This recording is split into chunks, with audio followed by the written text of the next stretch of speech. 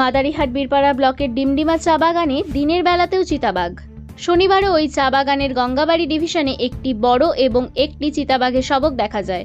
এ নিয়ে আতঙ্কিত স্থানীয় বাসিন্দা এবং ডিমডিমা ফতেমা হাই স্কুলের শিক্ষক শিক্ষিকারা। রবিবার তাদের মুখে আতঙ্কের কথা শোনা গেল। উল্লেখ্য, ওই চা বাগানে দোসরামে একটি পূর্ণবয়স্ক চিতাবাঘ ধরা পড়ে।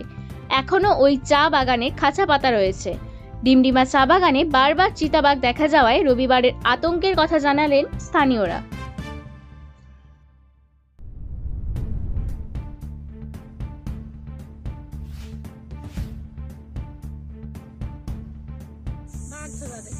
अच्छा, काम ये करत रहा? हाँ, नाला में नाला जोड़त रही। हाँ, तो काय ठो है? एक ठो है और तो बाकी बात तो नहीं देखी, एक ठो देखी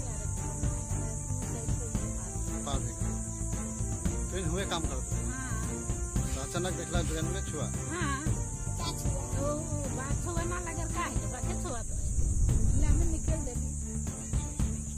तो नाम